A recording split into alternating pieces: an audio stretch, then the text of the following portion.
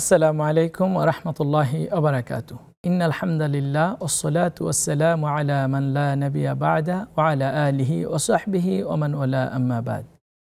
প্রিয় দর্শক, কাছে কিংবা দূরে, দুনিয়া জুড়ে যে যেখান থেকে এই মুহূর্তে আমাদেরকে দেখছেন, সকলকে আন্তরিক শুভেচ্ছা ও অভিনন্দন জানাচ্ছি।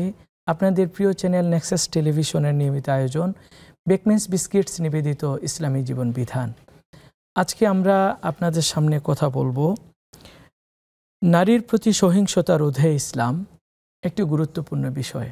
আল্লাহ সুবহানাহু ওয়া তাআলা বলেছেন, ইয়া আইয়ুহান নাসুত্তাকু রাব্বাকুম আল্লাযী খলাকাকুম মিন নাফসিন ওয়াহিদা ওয়া খলাকা মিনহা যাওজাহা ওয়া বাথা মিনহুমা রিজালান কাসীরা ওয়া নিসাআ ওয়াত্তাকুল্লাহা আল্লাযী তাসাআলুনা বিহি ওয়াল আরহাম ইন্নাল্লাহা কানা আলাইকুম রাকীবা। আল্লাহ সুবহানাহু ওয়া তাআলা বলছেন, হে মানুষ, তোমরা সবাই আল্লাহকে ভয় করো, যিনি তোমাদেরকে একটি মানুষ থেকে তার জীবনসঙ্গিনী তার স্ত্রীকে সৃষ্টি করেছেন, তারপর স্বামী স্ত্রী থেকে জোড়ায় জোড়ায় অসংখ্য অগণিত নারী এবং পুরুষ সৃষ্টি করেছেন। তো আল্লাহ সুবহানাহু ওয়া তাআলা সর্বপ্রথম আদম আলাইহিস সালাতু ওয়াস সালামকে মানুষ হিসেবে সৃষ্টি করেছেন। আদম আলাইহিস সালামের বাম পাজরের হাড় থেকে তিনি তার জীবনসঙ্গিনীকে আল্লাহ সুবহানাহু ওয়া তাআলা সৃষ্টি করেছেন।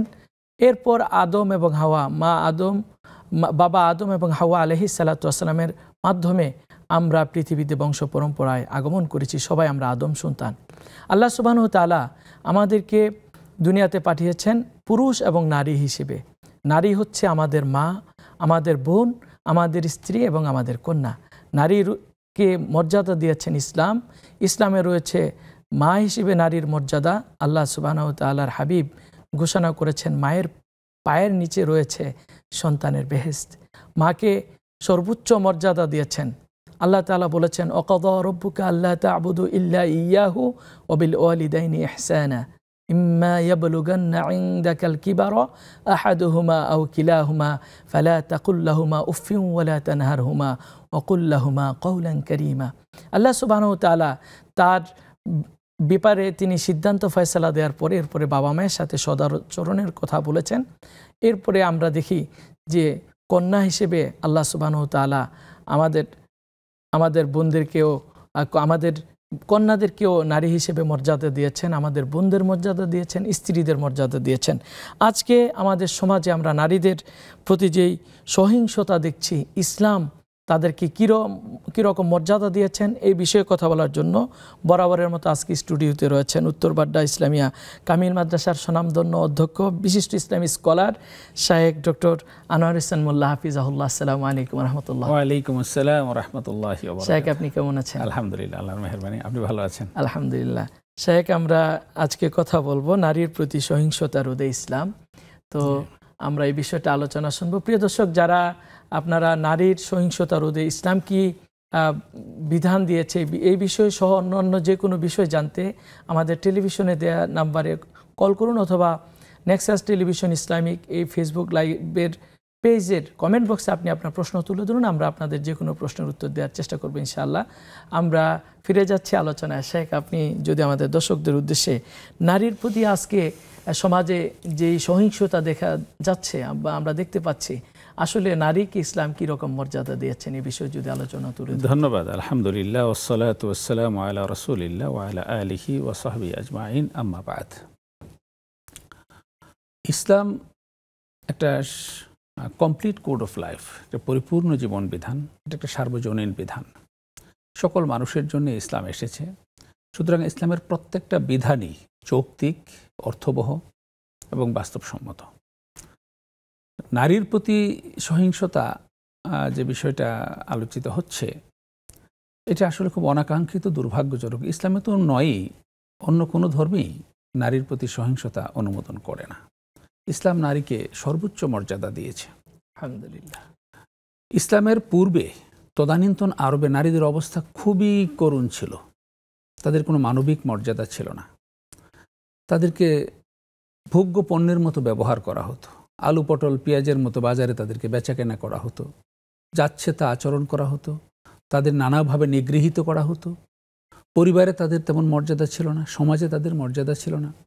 সমাজের যারা একটু বিত্তশালী ছিল, প্রভাবশালী ছিল, তাদের মানে সন্তানরা, তাদের ছেলেপুলেরা সাধারণ ঘরের মেয়েদেরকে বা অন্য সেই সমাজের নারীদেরকে, উঠতি বয়সের মেয়েদেরকে, যুবতী তরুণীদেরকে বাবা মায়ের সামনে থেকে ধরে এনে ছিঁড়ে ফুঁড়ে তাদের ইজ্জতহানি করতো, তাদের সম্ভ্রমহানি করতো। আমরা ইতিহাসে দেখতে পাই যে অনেক সম্ভ্রান্ত ঘনের লোকেরা তাদের মেয়েদেরকে ছোট অবস্থায় জীবন্ত মাটিতে পুঁতে রাখতো। তো এটা নির্মম কাহিনীতে আসবে। আমাদের সাথে দুজন দর্শক রয়েছেন। আসসালামু আলাইকুম ওয়া রাহমাতুল্লাহ। প্রিয় দর্শক, কে আছেন? ওয়ালাইকুম সালাম। হুজুর, আমার দুইটা প্রশ্ন। জি বোন, বলেন। আমার প্রথম প্রশ্ন হচ্ছে যে নামাজে মনোযোগ আসার জন্য যদি চোখ বন্ধ করে নামাজ পড়া হয়, তাহলে এক্ষেত্রে নামাজের কোনো ক্ষতি হবে কিনা? জি, আমার প্রশ্ন। হ্যালো, জি, এরপরের প্রশ্ন। পরের প্রশ্ন হচ্ছে যে আমরা জানি যে হুজুর চার ফরজ, মাথা মাথা হয় একবার, পা তিনবার অধিক, পা, হাত বা মুখ এগুলা যদি তিনবারের অধিক দোয়া হলে কি ওযু করো ক্ষতি হবে? ওযু হবে কিনা স্বয়ং সম্পূর্ণ? মানে তিনের অধিক। জি, পরের প্রশ্ন। যদি দুইলে। আর অন্য প্রশ্ন নাই, দুইটা প্রশ্ন। জি বোন, আমাদের সঙ্গেই থাকুন, আমরা আপনাদের প্রশ্ন উত্তর দেব ইনশাআল্লাহ। আমাদের সাথে আরেকজন দর্শক রয়েছেন। আসসালামু আলাইকুম ওয়া রাহমাতুল্লাহ। ওয়ালাইকুম আসসালাম ওয়া রাহমাতুল্লাহি ওয়া বারাকাতুহু। আমি মৃত্তিকা মনি বলছিলাম বাড়িধারা থেকে। ওয়ালাইকুম আসসালাম ওয়া রাহমাতুল্লাহ। জি বোন, প্রশ্ন করুন। শেখ, আমার একটা কোয়েশ্চেন আছে। আমার কোয়েশ্চেনটা হচ্ছে যে আমাদের বাসায় যে কয়জন মেড সার্ভেন্ট কাজ করে, জি, তো ওদের ঈদ গিফট বা ওদের পাওনা যা দেওয়া সেটা আমরা ঠিক মতোই দিই, ঠিক আছে, বাট সাদাকাতুল ফিতর, তারপর যাকাতের টাকা, এগুলোর ব্যাপারে আমি একটু ডিসক্রিমিনেশন করি, যে কারণ হচ্ছে ওদের সবাইকে আমার পছন্দ না। জি, কেউ কেউ আছে একটু মানে উল্টাপাল্টা বিহেভ করে, তো ওদের সবাইকে আমি সমান দিই না, কাউকে দিই কাউকে দিই না। তো এই যে ডিসক্রিমিনেশনটা আমি করি, এতে কি আমার গুনাহ হবে? জি বোন, সঙ্গে থাকুন, আমরা আপনার প্রশ্নের উত্তর দেব ইনশাআল্লাহ। আর কোনো প্রশ্ন আছে বোন? জি শেখ, আপনি বলছিলেন জাহিলিয়াতের সেই পাষণ্ড বাবাদের কথা। যে অনেক বাবারা নিজে হাতে তাদের সন্তানদেরকে জীবন্ত কবর দিত। এটার দুইটা ব্যাখ্যা ছিল। একটা ছিল এটা তাদের পাশবিকতা, তাদের মধ্যে একটা হিংস্র প্রবণতা এসে কাজ করত। আরেকটা ছিল অসহায়ত্ব, যে বাবারা দেখতো যে ছোট একদম শিশু বয়সে সন্তান জন্ম হওয়ার পরেই কিন্তু তাদেরকে মাটি চাপা দেয়া হতো না, একটু বড় হওয়ার পরে মাটি চাপা দিত। কেন? যখন দেখতো যে মেয়েটা একটু বড় হচ্ছে, একটু ডাগর ডাগর হচ্ছে, আর কদিন পরেই ওই শিয়াল শকুনদের চোখে পড়ে যাবে, আমার চোখের সামনে থেকে উঠিয়ে নিয়ে গিয়ে এই মেয়েটাকে এরকম হিংস্র আচরণ করবে, তার প্রতি পাশবিক অত্যাচার করবে, বাবা হয়ে আমি কি করে সেটা সহ্য করব। এই জন্য মেয়েটা একটু বড় হওয়ার পরে, যখন একটু নজর লাগার বয়স যখন হয়, তার আগেই বাবা তাকে নিয়ে মরুভূমিতে নিয়ে দাফন করে দিয়ে আসতো। এরকম ইতিহাস আমরা দেখতে পাই। এটা দুইটা কারণ পাওয়া যায়।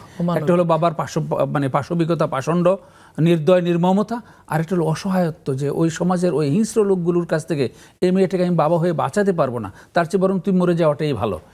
এই যে একটা সিচুয়েশন ছিল, সেই সিচুয়েশনে ইসলাম যখন এসেছে, ইসলাম এসে নারীদেরকে মানে অভাবনীয় মর্যাদায় উন্নীত করেছে, যেটা কল্পনা করা যায় না। তাদেরকে সম্মান দিয়েছে। প্রধানত তিনভাবে নারীকে সম্মান দেওয়া হয়েছে। প্রথমত নারীকে মা হিসেবে সম্মান দেওয়া হয়েছে, দ্বিতীয়ত স্ত্রী হিসেবে সম্মান দেওয়া হয়েছে, তৃতীয়ত কন্যা হিসেবে সম্মান দেওয়া হয়েছে। মাঝখানে আবার রয়েছে বোন। তো এই বোনটাও কন্যারই পার্ট, বাবার কন্যা হিসাবে। তো যে ফ্যামিলিতে বাবা নেই, সেই ফ্যামিলিতে ভাই তার বোনকে সেই মর্যাদা দিবে। ইসলাম আমরা লক্ষ্য করি যে কন্যা হিসাবে, বোন হিসাবে, স্ত্রী হিসাবে এবং মা হিসাবে সর্বাবস্থায় ইসলাম নারীকে অনন্য মর্যাদা দিয়েছে। যেই মর্যাদাটা যদি নারীদেরকে দেয়া যায়, সেটা যদি এস্টাবলিশ করা যায়, তাহলে নারীদের জীবনে কোনো দুঃখ থাকবে না, তাদের মনে কোনো হতাশা থাকবে না, অপ্রাপ্তির কোনো বেদনা থাকবে না। কিন্তু দুর্ভাগ্যজনক বাস্তবতা হলো, ইসলাম যে মর্যাদা দিয়েছে, সেই মর্যাদাটা আমাদের সমাজে আমরা এস্টাবলিশ করিনি। নারীদেরকে সেই মর্যাদায় আমরা সমাসীন করিনি। ইসলাম প্রথমে মানবিক মূল্যবোধ থেকে বিবেচনা করেছে, নারীরাও মানুষ। তৃতীয়ত, নারীরা মানুষ হিসেবে পুরুষদের চেয়ে 3 গ্রেড উপরে হলো নারীরা। রাসূল সাল্লাল্লাহু আলাইহি ওয়াসাল্লামকে একজন এসে জিজ্ঞেস করলেন, মান আহাক্কু ইলাইয়া বিহুসনি সাহাবাতি ইয়া রাসূলুল্লাহ, আমি ভালো আচরণ করার ব্যাপারে সবচেয়ে হকদার কে? আল্লাহ রাসূল বলেন, উম্মুকা, তোমার মা। আবার জিজ্ঞেস করলেন, তারপরে কে? তারপরেও তিনি বললেন, তোমার মা। তারপরে কে? তারপরেও তিনি বললেন, তোমার মা। চতুর্থবারে গিয়ে বললেন, তোমার বাবা। তার মানে কি, যে সহিংসতার তো কোনো প্রশ্নই আসে না, বরং সুন্দর আচরণের দিক থেকে বাবার চেয়েও 3 গ্রেড উপরে মর্যাদা দেওয়া হয়েছে মাকে। অর্থাৎ নারীর মর্যাদা অনেক বেশি এই কারণে যে একজন সন্তানকে পৃথিবীতে আনার ব্যাপারে দুইজনেরই ভূমিকা থাকে। নারী এবং পুরুষের সম্মিলনে তাদের বায়োলজিক্যাল প্রসেসের মাধ্যমেই একটা মানব সন্তান পৃথিবীতে আসে। ওয়াবাসসা মিনহুমা রিজালান কাসীরা ওয়া নিসা, ওয়াবাসসা মিনহুমা, তাদের উভয়ের পক্ষ থেকে, তাদের উভয়ের মাধ্যমে আমরা কি করেছি, এই নারী এবং পুরুষদেরকে পৃথিবীতে ছড়িয়ে দিয়েছি। মিনহুমা বলার পরেও যদিও দুইজনের মাধ্যমে হয়েছে, কিন্তু আল্লাহ রাব্বুল আলামিন বলছেন ওয়াবিল ওয়ালিদাইনি ইহসানা, মাতা পিতা উভয়ের প্রতি এহসান করো। এরপরে কিন্তু ব্যাখ্যা দিচ্ছেন হামালাতু উম্মুহু ওয়াহনান আলা ওয়াহনিন হামলুহু ওয়া ফিসালুহু, এরপরে বলছে মা এবং বাবা দুইজনের প্রতি এহসান করবে। এহসান করবে বর্ণনা করে তিনি বলছেন কি, যে মা তাদেরকে গর্ভে ধারণ করেছে, মা তাকে দুধ পান করিয়েছে, মা তার ব্যাপারে অনেক কষ্ট সহ্য করেছে। অর্থাৎ সন্তানকে পৃথিবীতে আনার ব্যাপারে দুইজনের যৌথ ভূমিকা থাকা সত্ত্বেও, যৌথ ভূমিকা দুইজনের আছে বটে, কিন্তু মায়ের ভূমিকাটা, মায়ের কষ্টটা অনেক অনেক বেশি। এই জন্য ইসলাম মাকে অনেক বেশি অগ্রাধিকার দিয়েছে। অ্যাজ ওয়েল এজ কন্যার দিকে যদি আমরা তাকাই, স্ত্রীর দিকে যদি তাকাই, স্ত্রী হিসেবে যখন কোনো একটা একজন মহিলা, একজন নারী যখন স্ত্রী হিসেবে কারো ঘরে আসে, রাসূল সাল্লাল্লাহু আলাইহি ওয়াসাল্লাম বলেছেন তার প্রতি সদাচরণ করতে হবে। ওয়াশিরুহুন্না বিল মারুফ, চমৎকার আচরণ তার সাথে করতে হবে, কোনো অসদাচরণ যেন করা না যায়। তার নিরাপত্তার ব্যবস্থা করতে হবে, তার ভরণ পোষণের ব্যবস্থা করতে হবে। এবং আল্লাহ রাসূল এটা বলেছেন যে আল্লাহর কাছে সেই ব্যক্তি সবচেয়ে প্রিয়, যে আহাব্বুল ইবাদ ইলাল্লাহি আহসানুহুম লিআহলিহি, আল্লাহর বান্দাদের মধ্যে সবচেয়ে প্রিয় আল্লাহর বান্দা সেই লোক যেই লোকটা তার পরিবারের সদস্যদের কাছে, বিশেষ করে তার স্ত্রীদের কাছে বেশি প্রিয়।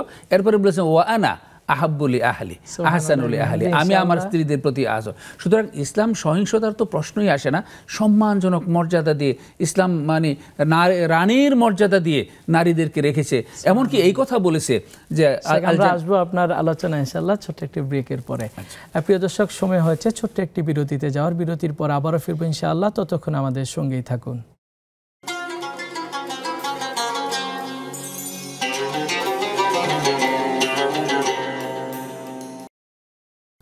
প্রিয় দর্শক, বিরতির পর আবারও স্বাগত জানাচ্ছি আপনাদের প্রিয় চ্যানেল নেক্সাস টেলিভিশনের নিয়মিত আয়োজন বেকমেন্স বিস্কিটস নিবেদিত ইসলামী জীবন বিধান অনুষ্ঠানে। আজকে আমরা আলোচনা শুনছিলাম নারীর প্রতি সহিংসতা রোধে ইসলাম।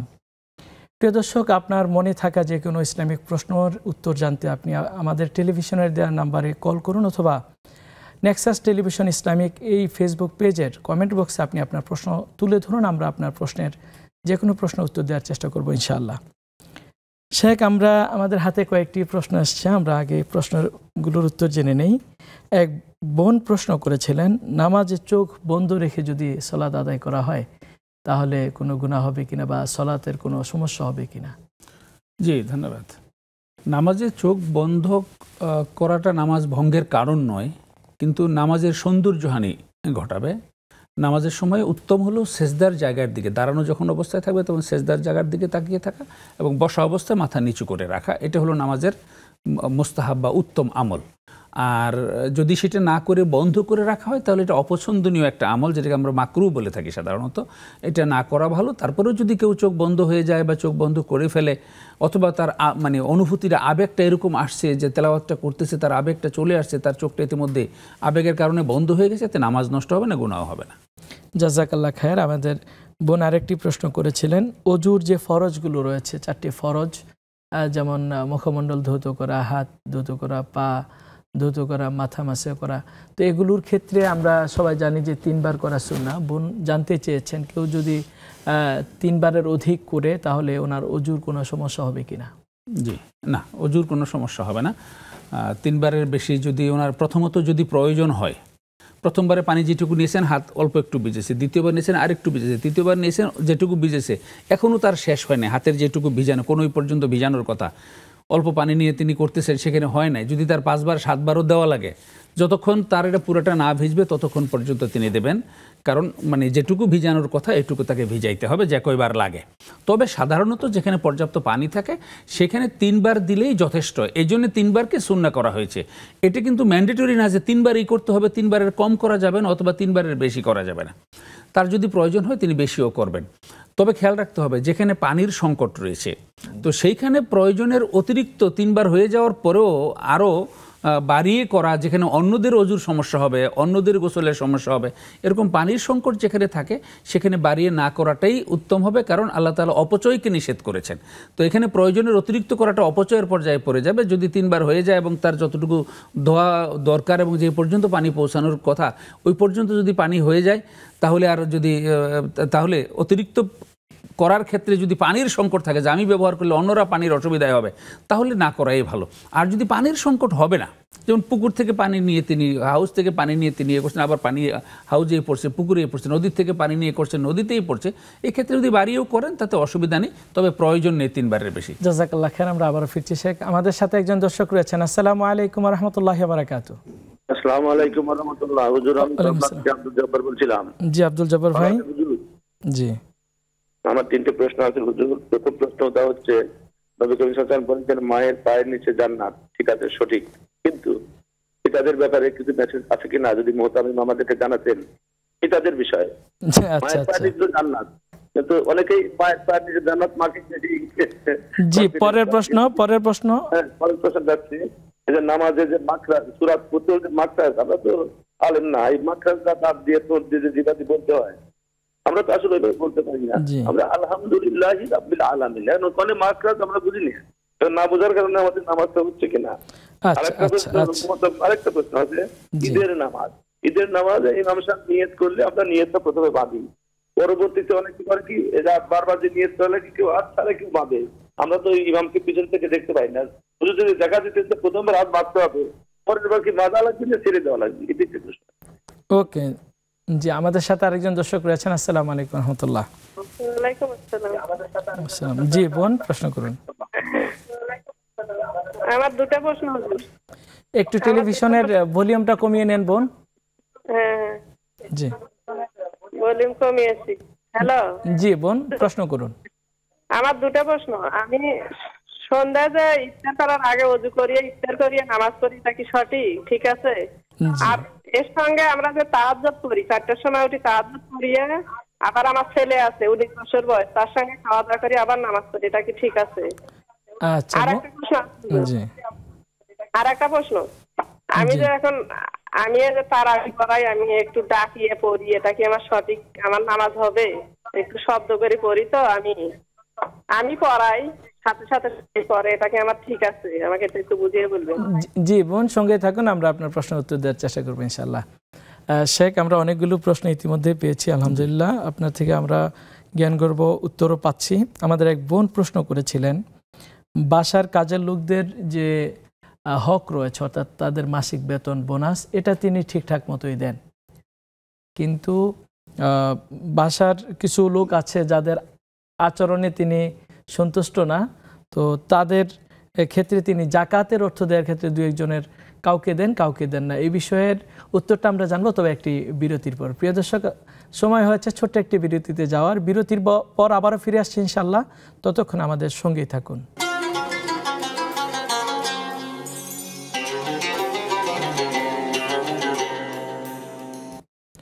প্রিয় দর্শক, বিরতির পর আবারও স্বাগত জানাচ্ছি আপনাদের প্রিয় অনুষ্ঠান বেকমেন্স বিস্কিটস নিবেদিত ইসলামী জীবন বিধান।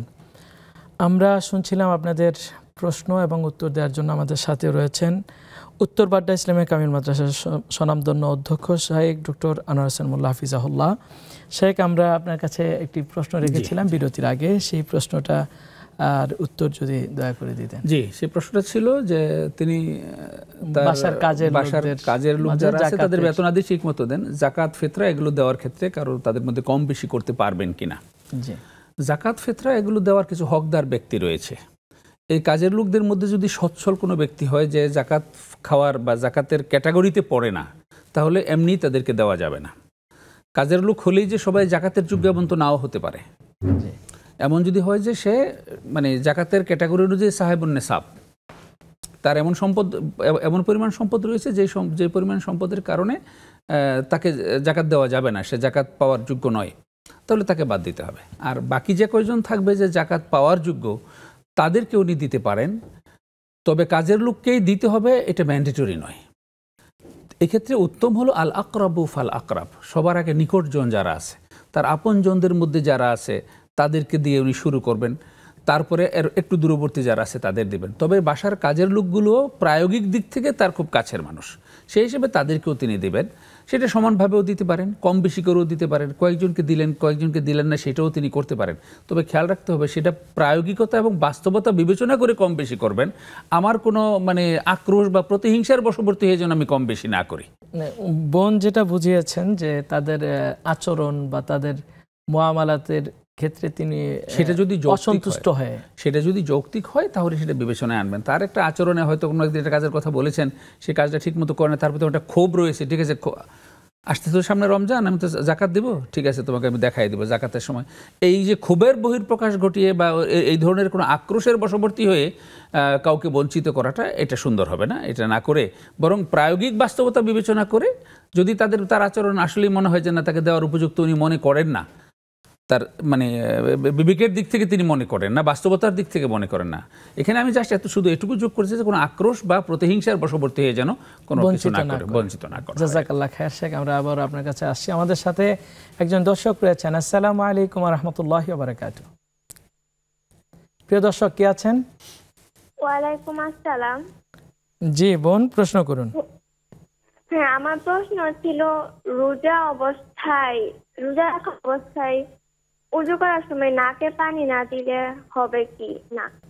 আর আরেকটা ছিল যে রমজানে শয়তান তো বাধা থাকে, তো শুধু কি ছোট শয়তান গুলা বাধা থাকে নাকি বড়গুলো সব ধরনের শয়তানই বাধা থাকে? আর 3 নম্বর প্রশ্নটা ছিল যে মানুষ যদি নিজের প্রশংসা শুনতে চায় তাহলে সেটা কি অহংকার কিনা? আচ্ছা, সুন্দর প্রশ্ন করেছেন আপনি। আমাদের সঙ্গেই থাকুন, আমরা আপনার প্রশ্ন উত্তর দেওয়ার চেষ্টা করবো ইনশাল্লাহ। শেখ, আমরা অনেকগুলো প্রশ্ন আমাদের হাতে রয়েছে। আমরা এক বোন অফলাইনে জানতে চেয়েছেন মাসিক অসুস্থতা থেকে তিনি সুস্থ হওয়ার পরে রাতে সেহরি খেয়েছেন, কিন্তু দিনের বেলা দুপুরের সময় বা আগুপিছু সময়ে তার আবার নতুন করে ব্লিডিং শুরু হলো, এক্ষেত্রে তার রোজার হুকুম কি? জি, তিনি যে রোজাটা শুরু করেছেন এই রোজাটা তো তিনি পূর্ণ করতে পারেন না। দিনের মাঝখানে ব্লিডিং শুরু হয়ে যাওয়ার কারণে তার রোজাটা ভেঙে গেছে। ওই রোজা ভেঙে গেছে, এটা তিনি কন্টিনিউ করার প্রয়োজন নেই। এটা ভাঙ্গা রোজার মধ্যে তিনি গণ্য করে নেবেন। মনে করেন আগে যদি 5 দিন হয়ে থাকে তাহলে এটা সহ ধরবেন 6 দিন, সামনে যদি আরও 2-1 দিন কন্টিনিউ করে সেটা যোগ করবেন। যোগ করে পরবর্তী এই ভাঙতি রোজা যখন তিনি কাজা করবেন তখন ওইটার সাথে হিসাব করে এই রোজাটাও তিনি কাজা করে নেবেন। জাযাকাল্লাহ খায়ের। শেখ, আমাদের এক ভাই ফেসবুকের পেজে কমেন্ট করে জানতে চেয়েছেন, ফারহান সাদিক ভাই নামে, তিনি জানতে চেয়েছেন সূরা ইয়াসিন তিনি মুখস্থ করেছেন মাশাআল্লাহ, তবে তিনি 3 আলিফ টান এবং 4 আলিফ টান যে মদের জায়গাগুলো রয়েছে সেই জায়গাগুলো তিনি কোনো মতেই মনে রাখতে পারছেন না, এখন তার করণীয় কি? জি, ধন্যবাদ। প্রথমত কৃতজ্ঞ আমরা ভাইকে মোবারকবাদ জানাচ্ছি যে তিনি সূরা ইয়াসিন মুখস্থ করেছেন এবং সম্ভব হলে আরও অন্যান্য সূরাগুলো মুখস্থ করবেন পর্যায়ক্রমে। এখন উনি যেটা বলেছেন এটা আসলে কোরআন শরীফের মধ্যে সুনির্দিষ্টভাবে চিহ্ন দিয়ে মুখস্থ রাখা এটা আদৌ সম্ভব নয়। এটা কারো পক্ষেই সম্ভব নয় যে কতটা কোন জায়গা থেকে 4 আলিফ টানতে হবে, কোন জায়গা থেকে 3 আলিফ টানতে হবে, কোন জায়গায় 2 আলিফ টানতে হবে, এটা জায়গাগুলো চিহ্নিত করে মুখস্থ করা সম্ভব নয়। এই জন্য সহজ ফর্মুলা হলো উনি যদি এর কায়দাটা জেনে নেন, নিয়মটা জেনে নেন যে কি হলে 3 আলিফ টান হবে, কি হলে 4 আলিফ টান হবে। এখন আমরা লাইভে তো আর অত ডিটেল তাসবিদের পুরা মাসালা পুরা কায়দা কানুন সব শিখাতে পারবো না। এই জন্য ওনার ব্যাপারে প্রথম পরামর্শ হলো তিনি তার পার্শ্ববর্তী মসজিদের ইমাম সাহেব অথবা মুয়াজ্জিন সাহেব অথবা মসজিদে বা মাদ্রাসার এরকম কোনো ভালো আলেম কারি সাহেব যদি তার পাশে থাকে তার কাছে গিয়ে কায়দাটা শিখে নেবেন। কায়দাটা যদি শিখে নেন তাহলে পুরা কোরআন শরীফ জুড়েই তিনি বুঝতে পারবেন যে কোনখানে 3 আলিফ কোনখানে 4 আলিফ টান হবে। ওনাকে আমি সংক্ষেপে শুধু এটুকু বোঝার জন্য বলছি, মানে 4 আলিফ টান হবে মদের হরফ যেটা, অর্থাৎ আলিফ সাকিন সামনে ডানের অক্ষরে যদি জবর থাকে, ওয়াও সাকিন ডানের অক্ষরে পেশ, ইয়া সাকিন ডানের অক্ষরে জের, এগুলোকে আমরা মদের অক্ষর। এরকম মদের অক্ষরের পরে ইমিডিয়েট শব্দটা যদি হামজা হয় এবং একই শব্দে হয় তাহলে 4 আলিফ টান হবে। আর যদি একটা শব্দের শেষ অক্ষর মদের অক্ষর হয় এবং পরের শব্দের প্রথম অক্ষর হামজা হয় তাহলে 3 আলিফ হবে। এই কায়দাটা যদি তিনি মনে রাখতে পারেন যে একই শব্দে হামজা হলে 4 আলিফ আর পরের শব্দের প্রথম অক্ষর হামজা হলে 3 আলিফ, তাহলে আর ওই যে মানে এইটা মোট 32টা 4 আলিফ, 63টা 3 আলিফ, এভাবে মনে রাখার কোনো দরকার নেই। কোরআন শরীফ পড়তে গেলেই তিনি যেখানে দেখবেন যে মদের পরে একই শব্দে পরের অক্ষর হামজা, তাহলে 4 আলিফ লম্বা হবে, আর পরের শব্দের প্রথম অক্ষর হামজা, তাহলে 3 আলিফ। এটা আমরা জাস্ট বোঝার জন্য সংক্ষেপে বললাম। ওনার জন্য পরামর্শ হলো উনি তার পার্শ্ববর্তী কোনো একজন কারি সাহেবের কাছ থেকে গিয়ে মদের 6 ধরনের প্যাটার্ন রয়েছে, এই 6টা মদের নিয়ম তিনি জেনে নেবেন, তাহলে কোনখানে কতটুকু লম্বা করতে হবে, কী করলে কত, এর খুব বেশি সময় লাগবে না।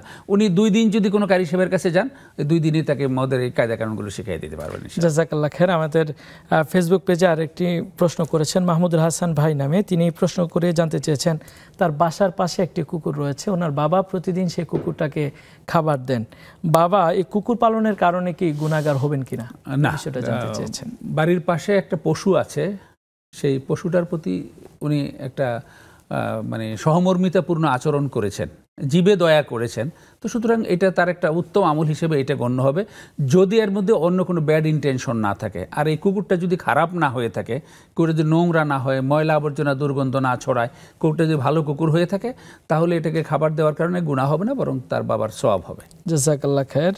আমাদের আব্দুল জব্বার ভাই তিনি 3টি প্রশ্ন করেছেন। 1 নম্বর প্রশ্ন হচ্ছে, আমরা তো মায়ের মর্যাদা বা নারীর মর্যাদা নিয়ে কথা বলেছিলাম, যে আল্লাহ সুবহানাহু ওয়া তাআলা বা আমাদের প্রিয় নবী সাল্লাল্লাহু আলাইহি ওয়াসাল্লাম বা ইসলাম কি পিতার কোনো মর্যাদা ঘোষণা করেছেন কিনা, এই বিষয়টা জানতে চেয়েছেন। হ্যাঁ, অবশ্যই পিতার মর্যাদা তো ঘোষণা করেছেনই। যখন ওয়াবিল ওয়ালিদাইনে ইহসানা বলেছে, প্রথম কথায় ওয়ালিদাইন মানে পিতা এবং মাতা উভয়জনকেই বলা হয়েছে। আল্লাহর যে বিধান মানে ওয়াকাদা রাব্বুকা আল্লা তা'বুদু ইল্লা ইয়াহু, আল্লাহর প্রতি হক আদায় করার পরপরই বলেছেন ওয়াবিল ওয়ালিদাইনে, পিতা এবং মাতার প্রতি দুজনকে একসাথেই বলেছেন।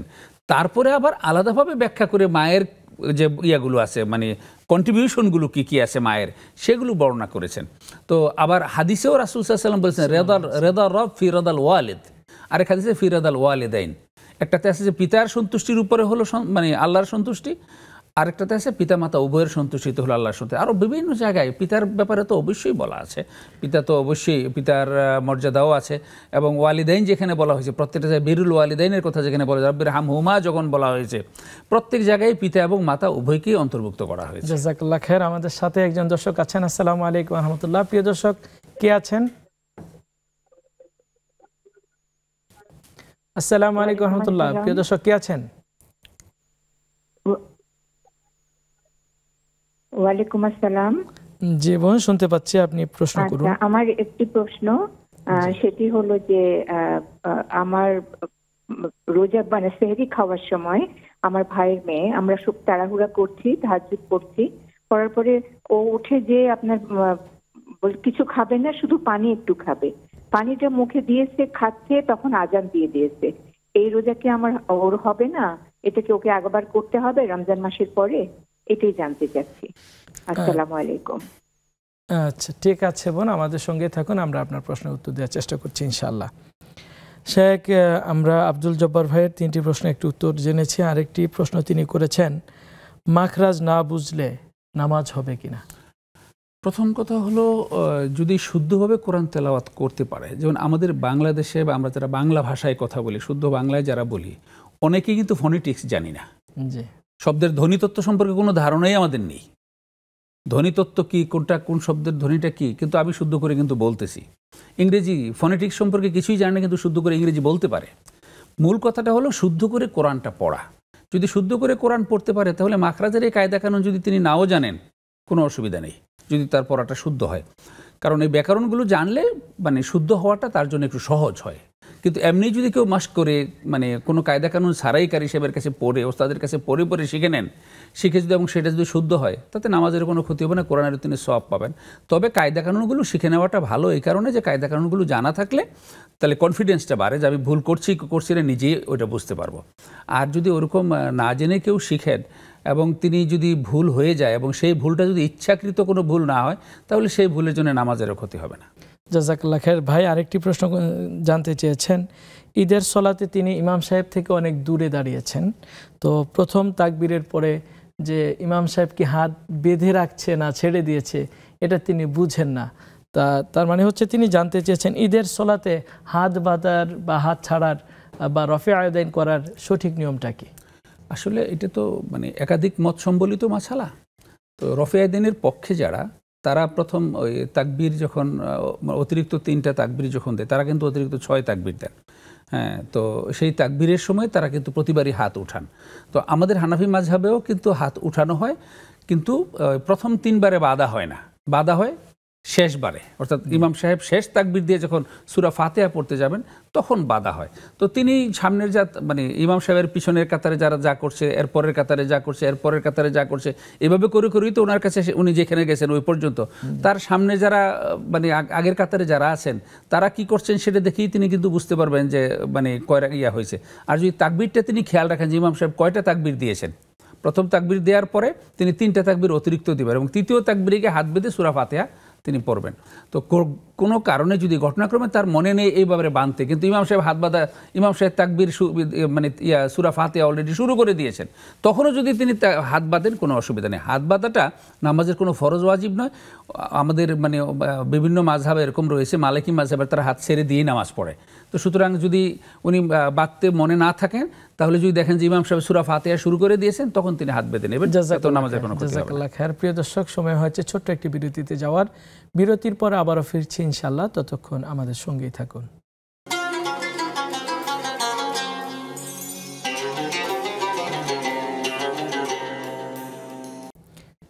প্রিয় দর্শক, বিরতির পর আবারও স্বাগত জানাচ্ছি আপনাদের প্রিয় অনুষ্ঠান বেকমেন্স বিস্কিটস নিবেদিত ইসলামী জীবন বিধান।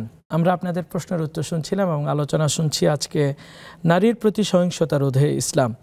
শেখ, আমাদের হাতে অনেকগুলো প্রশ্ন রয়েছে, আমরা প্রশ্নগুলোর উত্তর জেনে নেব ইনশাআল্লাহ। এই মুহূর্তে আমাদের এক বোন প্রশ্ন করেছিলেন, রমাদান উপলক্ষে আল্লাহ সুবহানাহু ওয়া তাআলা শয়তানকে বন্দী করে রাখেন, তো আল্লাহ আসলে কি বড় শয়তানটাকে বন্দী রেখেছেন নাকি ছোট ছোট শয়তানগুলোকে বন্দী করে রেখেছেন? জি, ধন্যবাদ। আমাদের ছোট্ট বোন প্রশ্ন করেছেন। না বোন, বড় ছোট মাঝারি সব শয়তানকেই বন্দী করেছেন। তবে শয়তান 2 ধরনের, মিনাল জিন্নাতি ওয়ান নাস। জিন্নাত শয়তান যেগুলো আছে আল্লাহ এগুলোকে বন্দী করেছেন, কিন্তু মানুষের মধ্যে যে শয়তানগুলো আমরা রয়েছি আমাদেরকে বন্দী করেন নাই, যার কারণে কিন্তু আমরা শয়তানি কার্যক্রম চালিয়ে যাই। এই জন্য আমাদের শয়তানি কার্যক্রম থেকে আমাদেরকে বিরত থাকতে হবে। জাযাকাল্লাহ খায়ের। এ বোন আরেকটি প্রশ্ন করেছেন যে নিজের প্রশংসা শুনতে চাওয়া সেটা অহংকারের পর্যায়ে যাবে কিনা? হ্যাঁ, নিজের প্রশংসা শুনতে চাওয়া, এই সুমআটাকে শিরকে আসগার বলা হয়েছে। এটা শিরকে আসগার, এবং এটা যদি কন্টিনিউ করে এক পর্যায়ে শিরকের পর্যায়ে চলে যাওয়ার ঝুঁকি রয়েছে। এই জন্য যে নিজের প্রশংসা শুনলে খুব ভালো লাগে, প্রশংসা করতে দেই, এটা করা উচিত না। রাসূল সাল্লাল্লাহু আলাইহি ওয়াসাল্লাম এই জন্য সামনাসামনি যারা প্রশংসা করছে তাদের ব্যাপারে বলছে তাদের মুখের উপরে মাটি ছুঁড়ে মারো, অর্থাৎ ধিক্কার দিয়েছে তাদেরকে, মানে তাদের ব্যাপারে মানে উৎসাহ প্রদান করেননি, তাদেরকে নিরুৎসাহিত করেছে। এই জন্যে নিজের প্রশংসা যদি কেউ সামনাসামনি করে তাদেরকে উৎসাহিত করা উচিত নয়, এবং প্রশংসা শুনতে যদি ভালো লাগে তাহলে নিজের মন মানসিকতাকে, নিজের মাইন্ডসেটকে আবার নতুন করে রিফ্রেশ করতে হবে যে আমার মধ্যে মানে অহংকার ঢুকে গেছে, আমার মধ্যে সুমআ এবং শিরকে আসগারের মানে ঢুকে যাচ্ছে, সতর্ক হতে হবে এই ব্যাপারে। জাযাকাল্লাহ খায়ের। আমাদের আরেক বোন প্রশ্ন করেছেন, সেহরি খাওয়া শেষের সময় এসে এক বোন তিনি পানি পান করছিলেন, ঠিক এই সময়ে আজান হয়ে গিয়েছে, এখন কি তার রোজাটা হবে নাকি? না, রোজা হবে।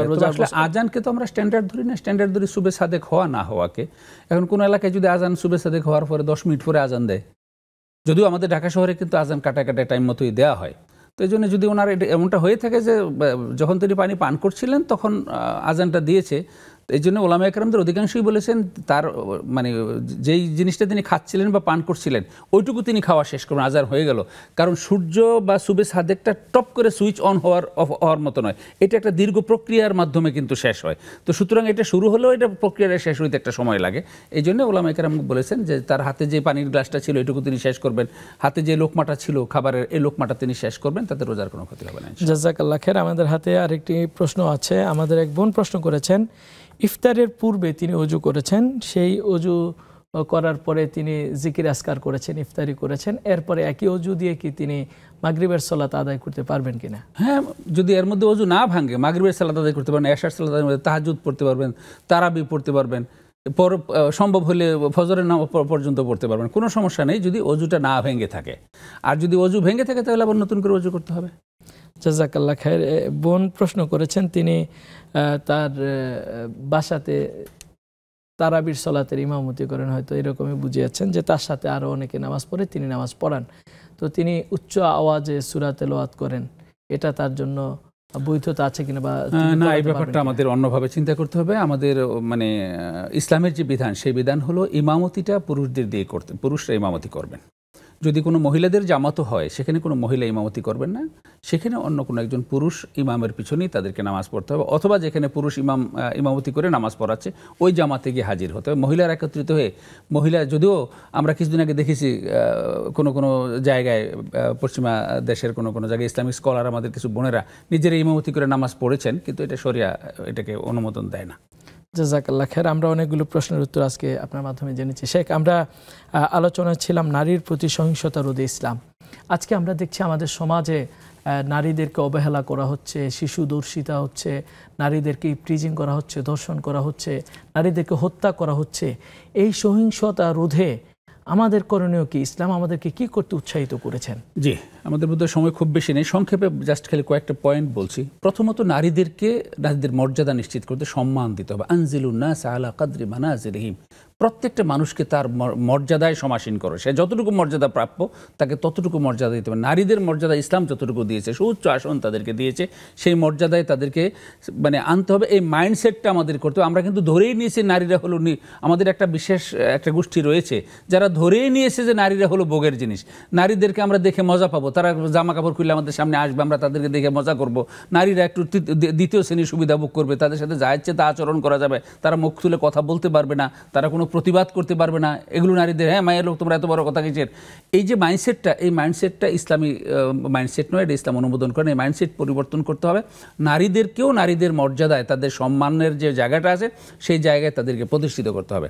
দ্বিতীয় যেটা, সেটা হলো যে আমাদের মানে সহিংসতার মধ্যে একটা বড় সহিংসতা হলো ডোমেস্টিক অ্যাবিউজ, গৃহ নির্যাতন। পারিবারিকভাবে দেখা যায় যে স্ত্রীর উপরে নির্যাতন করা হচ্ছে, মারধর করা হচ্ছে, গালিগালাজ করা হচ্ছে, প্রেশার দেওয়া হচ্ছে, যৌতুকের জন্য চাপ দেওয়া হচ্ছে, নানাভাবে মানসিকভাবে তাদেরকে প্রেশার ক্রিয়েট করা হচ্ছে, তাকে এমনভাবে একটা অস্থিতিশীল পরিবেশের মধ্যে রাখা হচ্ছে, মাঝে মধ্যে সে আত্মহত্যা করতে উদ্যত হয়।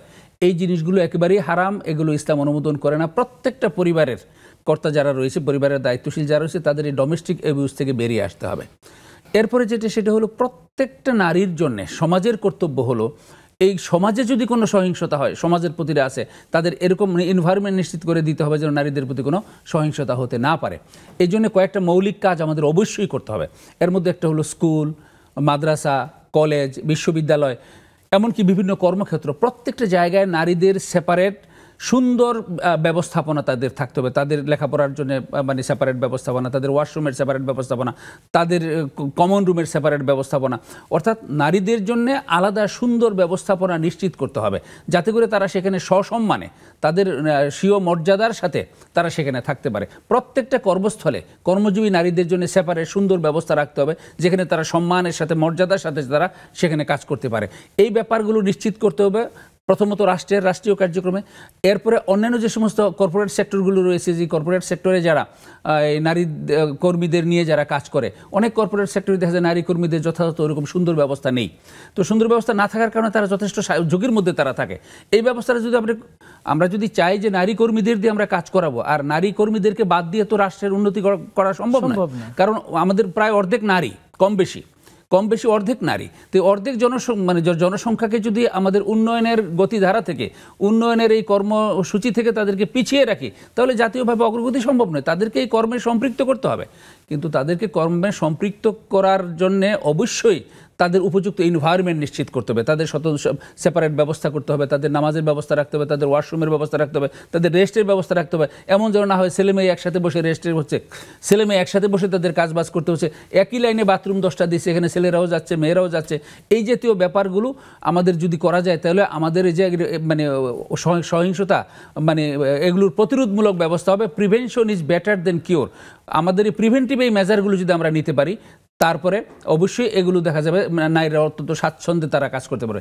এরপরে শেষ পদে সময় পদে বেশি নেই, শেষ কথা যেটা বলবো সেটা হলো, তারপরেও যদি দুই একটা ঘটনা এরকম ঘটে যায়, তাহলে সেই ঘটনাগুলোর উপযুক্ত দৃষ্টান্তমূলক শাস্তির ব্যবস্থা করতে হবে, যাতে একটা ঘটনা ঘটার পরে এইটার শাস্তি দেখে যেন আরও হাজারটা মানুষ সতর্ক হয়ে যায় যে কিন্তু আমাদের দেশে আইন আছে, আইনের যথাযথ প্রয়োগ নেই। আমরা আশা করব যে আইন আছে, সেই আইনগুলোকে প্রয়োজনে আরও যুগোপযোগী করা এবং সেই আইনগুলো যথাযথ প্রয়োগ করে দৃষ্টান্তমূলক শাস্তির ব্যবস্থা করা এবং সকল নারীদের জন্য উপযুক্ত পরিবেশ নিশ্চিত করার ব্যাপারে আমরা স্ব অবস্থান থেকে প্রত্যেকেই সেই দায়িত্ব যেন পালন করি। জাযাকাল্লাহ খায়ের, আপনি আপনার ব্যস্ততার মাঝে আমাদেরকে সময় দিয়েছেন। প্রিয় দর্শক, আমরা এতক্ষণ অত্যন্ত প্রাণবন্ত আলোচনা শুনছিলাম যে নারীদের সহিংসতার প্রতিরোধে ইসলাম কি সম্মান দিয়েছেন।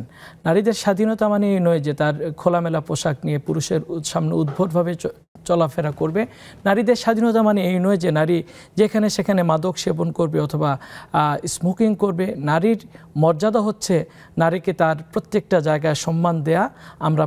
চলুন আমরা আমাদের জায়গা থেকে প্রত্যেক নারীকে আমার মা এবং বোনের চোখে দেখে আল্লাহ তাআলা আমাদের মা এবং বোনের ইজ্জতকে বুলন্দিত করুন, এবং যারা সহিংস আচরণ করে আল্লাহ তাদেরকে হেদায়েত দান করুন এবং তাদেরকে আইনের আওতায় এনে তাদের চূড়ান্ত শাস্তির ব্যবস্থা করুক। এই প্রত্যাশা রেখে আজকের মতো এখানে শেষ করছি। আগামী দিন একই সময়ে ভিন্ন কোনো বিষয় নিয়ে আবারও দেখা হবে ইনশাআল্লাহ। এই প্রত্যাশা শেষ করছি। সকলকে আল্লাহ তাআলা ভালো রাখুন, সুস্থ রাখুন। আসসালামু আলাইকুম ওয়া রাহমাতুল্লাহি ওয়া বারাকাতুহু।